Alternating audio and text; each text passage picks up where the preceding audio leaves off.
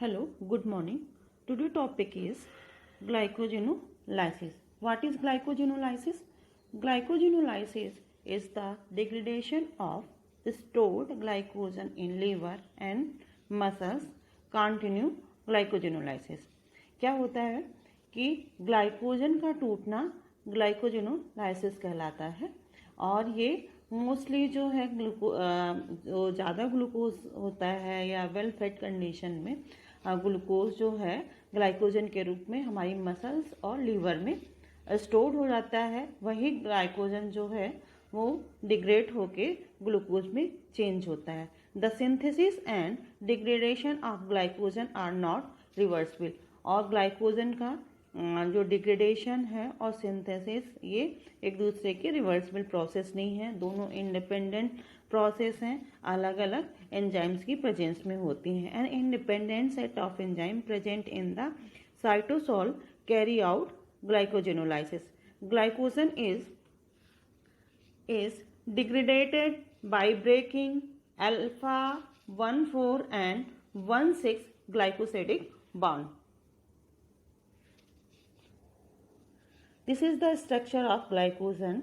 देखिए एक ये जो मॉलिक्यूल है स्ट्रेट चेन में मॉलिक्यूल एक दूसरे से 1,4 ग्लाइकोसिडिक बांड से जुड़े होते हैं और एट ए ब्रांचिंग पॉइंट जो ग्लूकोज जुड़ा होता है 1,6 से, यानी कि पहले ग्लूकोज का जो कार्बन होता है 1 कार्बन से 6 कार्बन जुड़ा होता है। इसी तरह से 1,4 में एक ग्लूकोज का 1 और दूसरे का 4 आपस में जुड़े होते हैं। ये ग्लाइकोजन का स्ट्रक्चर है। Next overview of glycogenolysis. Basically glycogenolysis में होता क्या है, sequential removal of glucose residue from non reducing and. This is the non reducing and. ये नॉन रिड्यूसिंग एंड है, यहाँ से ग्लूकोज का रिमूवल होना क्या कहलाता है, ग्लाइकोजेनोलाइसिस। ये एक सिक्वेंशियल मैकेनिज्म है। सबसे पहले mechanism for degradation of linear chain phosphorolysis of alpha 1,4 bond and for branch removal alpha 1,6 bond। सबसे पहले क्या होता है कि फास्फोराइलेज एंजाइम की प्रेजेंस में ग्लाइकोजन, जिसको हम कहते हैं glycogen फास्फोराइलेज, degrades alpha 1,4 bond and debranching enzyme degrade 1,6 bond। क्या करता है, जो हमारा ग्लाइकोजन फास्फोराइलेज एंजाइम है वो नॉन रिड्यूसिंग एंड से ग्लूकोज को यहाँ से अल्फा 1,4 ग्लाइकोसिडिक बॉन्ड तोड़ता है। लेकिन आपका जो डिब्रांचिंग एंजाइम है वो ग्लूकोज को डिब्रांचिंग पॉइंट से, यानी कि यहाँ से एक दूसरे से अलग करेगा। Glycogen phosphorylase produce glucose 1,6 phosphate 92% of total glucose in glycogen। debranching enzyme process glucose 8% of total glucose। जो हमारा ग्लाइकोजन फास्फोराइलेज है वो 92% जो है ग्लूकोज 1 फास्फेट से ग्लूकोज को बनाता है, 92% of the total glucose in glycogen. और 8% कौन बनाता है, डिब्रांचिंग एंजाइम। ये देखिए फिगर में दिखाया गया है, ये ब्रांच रिमूवल करते हैं रिड्यूसिंग एंड से, और नॉन रिड्यूसिंग एंड से ये क्या करते हैं कि आपका ग्लूकोज मॉलिक्यूल को सेपरेट करते हैं, शॉर्टिंग करते हैं। जो आपका एंजाइम है ग्लाइकोजन फास्फोराइलेज वो क्या करता है, शॉर्टिंग करता है, और डिब्रांचिंग एंजाइम क्या करता है, रिमूव करता है 1,6 अल्फा 1,6 लिंकेज को।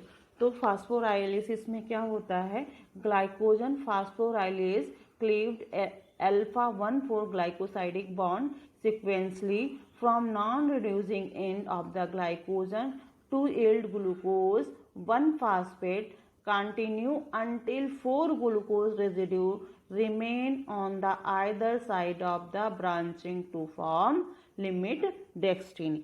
यानी कि ये जब तक डिग्रेडेट करता है आपका नॉन रिड्यूसिंग एंड से, तब तक कि जब तक कि केवल एक हर साइड में आपका 4 ग्लूकोज मॉलिक्यूल ना रह जाए।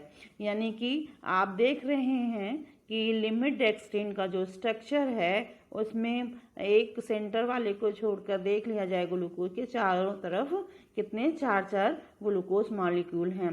फर्दर ये बनाता है लिमिट डेक्स्ट्रिन, और लिमिट डेक्स्ट्रिन जो है पर फास्फोराइलेसिस नहीं हो पाती है और ग्लाइकोजन फास्फोराइलेज जो है काम नहीं कर पाता है। नेक्स्ट में लिमिट डेक्स्ट्रिन जो है आपका, इसमें डी ब्रांचिंग होती है, ट्रांसफर एक्टिविटी होती है, ट्रांसफरेज एक्टिविटी जिसको हम कहते हैं डी ब्रांचिंग में। डी ब्रांचिंग में एक एंजाइम होता है हमारा glycosyl transferase, remove fragment of 3,4 glucose of the branch chain and transfer from to another chain. अब ये क्या करता है कि जो हमारा डी ब्रांचिंग एंजाइम है, चेन को ब्रांच से, ब्रांच के ऊपर वाला जो पार्ट था, ये वाला जो रेड वाले ग्लूकोज आपको दिख रहे हैं, वो कहाँ आ जाते हैं, हमारे जो लीनियर ग्लूकोज होता है उसके साइड में जुड़ जाते हैं। 3,4 glucose branch chain and transfer them to another chain. उसके बाद क्या होता है, इसका क्लीवेज होता है और ग्लूकोज 1 फास्फेट बनता है।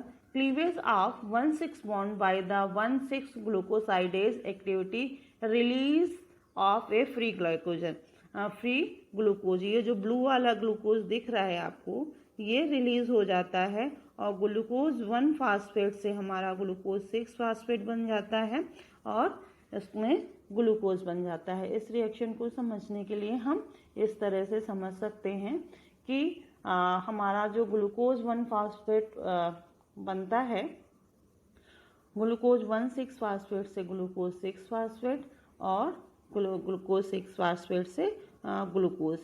तो आपका जो डिब्रांचिंग के बाद क्लीवेज होता है, क्लीवेज 1,6 बॉन्ड का, फिर उसके बाद क्लीवेज के बाद ग्लूकोज 1 फास्फेट बनता है, ग्लूकोज 1 फास्फेट से के बाद ग्लूकोज बनता है।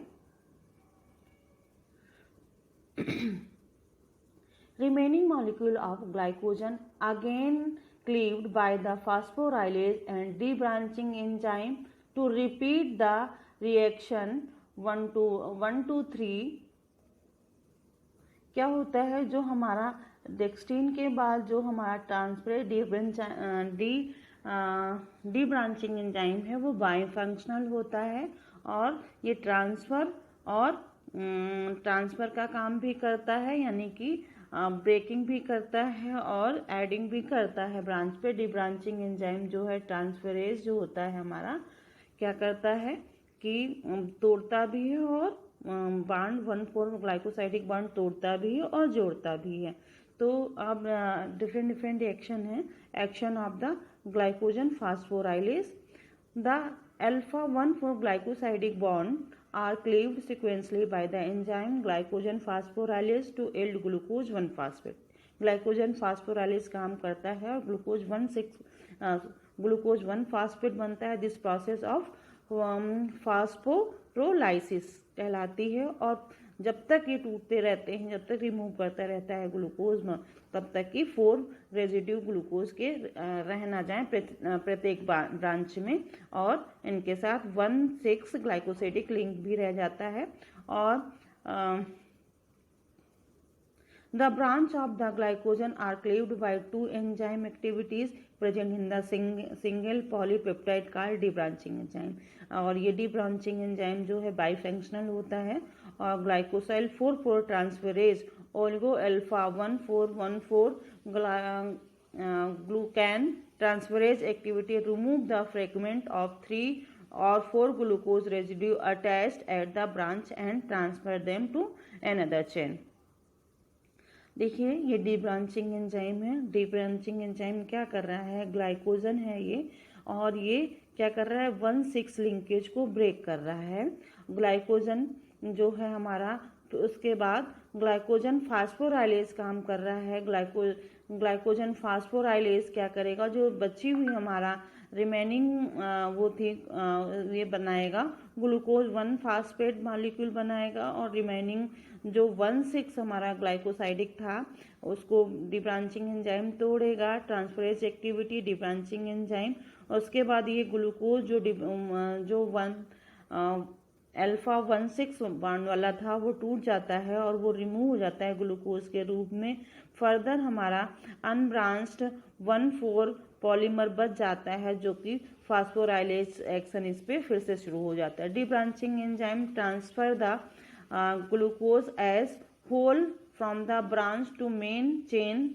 It will use 1 alpha 1 glucose glycosidase activities to hydrolyze the glucose from glycogen to for glycogen फास्फोराइलेज। इसमें क्या होता है मेनली, ये जो ब्रांचिंग है ये टूटती है, ये ब्रांचिंग वाले ग्लूकोज जो हैं ये ट्रांसफर होके इस एंड पे आ जाते हैं। ये देखिए येलो वाले ग्लूकोज मॉलिक्यूल यहाँ पे ट्रांसफरेज का काम होता है, डिब्रांचिंग एंजाइम का काम होता है, फिर फर्दर फास्फोराइलेज एंजाइम काम करता है और यहाँ इस स्ट्रेट चेन से ग्लूकोज मॉलिक्यूल अलग करता है। इस तरह से ये एक्टिविटी हमारी होती है। ये ग्लाइकोलिसिस प्रोसेस ग्लाइकोजेनोलाइसिस प्रोसेस समझाई गई है आपको। ये है जो मॉलिक्यूल हैं 1,4 लिंकेज हैं, 1,4 लिंकेज एक दूसरे से जुड़े होते हैं, और ये आपका जो ब्रांचिंग पॉइंट है अल्फा 1,6 लिंकेज से जुड़ा होता है। और इसमें फास्फोराइलेज जो है ग्लूकोज मॉलिक्यूल अलग करता है इस ग्लूकोज कोर मॉलिक्यूल से और ग्लूकोज 1 फास्फेट बनाता है। और फिर उसके बाद ट्रांसफरेज एंजाइम जो है ब्रांचिंग एंजाइम 1,6 बॉन्ड को तोड़ता है।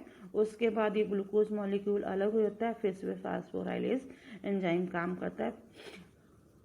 1 alpha 1,4 bond is cleaved and same alpha 1,4 bond is made। ये देखिए यहाँ पे क्या होता है, ये 1,4 बॉन्ड क्लीवेज भी हो रहा है यहाँ से और 1,4 बॉन्ड यहाँ पे बन भी रहा है। कहाँ बन रहा है, ये यहाँ से 1,4 बॉन्ड 3 मॉलिक्यूल यहाँ से अलग भी हो रहे हैं और यहाँ पे बन भी रहे हैं। ये बाईफंक्शनल एक्टिविटी कहलाती है ट्रांसफरेज की। Amylo alpha 1,6 glycosidase break and the alpha 1,6 bond at the branch with the single glucose residue and release a free glucose. The remaining molecule of glycogen is again available for the action of phosphorylase and debranching enzyme to repeat the reaction.